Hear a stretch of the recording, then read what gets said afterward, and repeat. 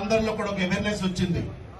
ఈ నినాదం అన్నది కేంద్ర ప్రభుత్వానికి ఖచ్చితంగా ఇంటెలిజెన్స్ వారు ఇక్కడ ఉన్నారు, దీన్ని ఖచ్చితంగా ప్రభుత్వానికి అందిస్తారు.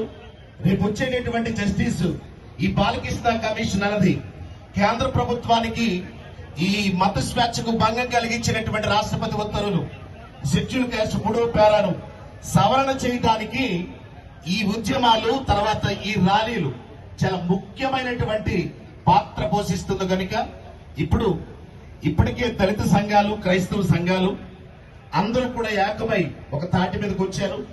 ఎక్కడికక్కడ కూడా ప్రెస్ మీట్లు జరుగుతున్నాయి, ఎక్కడికక్కడ నినాదాలు జరుగుతున్నాయి. ఇది ఆల్రెడీ కేంద్ర ప్రభుత్వానికి కళ్ళు తెరిపించేటువంటి కార్యక్రమాలుగా మన ఐక్యతను అంతా కూడా మనము సాటి చెప్పి ఇదే యూనిటీని, ఇదే ఐక్యతను రేపు జూన్లో ఈ బాలకృష్ణ కమిషన్ ఇచ్చేటటువంటి నివేదిక మనందరికీ అనుకూలంగా త్వరలో రాబోతుందని నేను పూర్తిగా ప్రగాఢ నమ్మకంతో నమ్ముతున్నాను.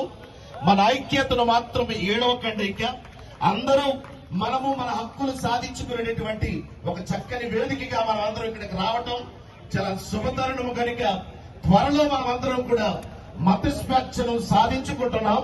మత స్వేచ్ఛకు భంగం కలిగించినటువంటి షెడ్యూల్ కులాల రాష్ట్రపతి ఉత్తర్వులు 3వ పేరాను సవరణ జరగబోతుంది. త్వరలో మనమందరం మన హక్కులు సాధించుకోబోతున్నాం.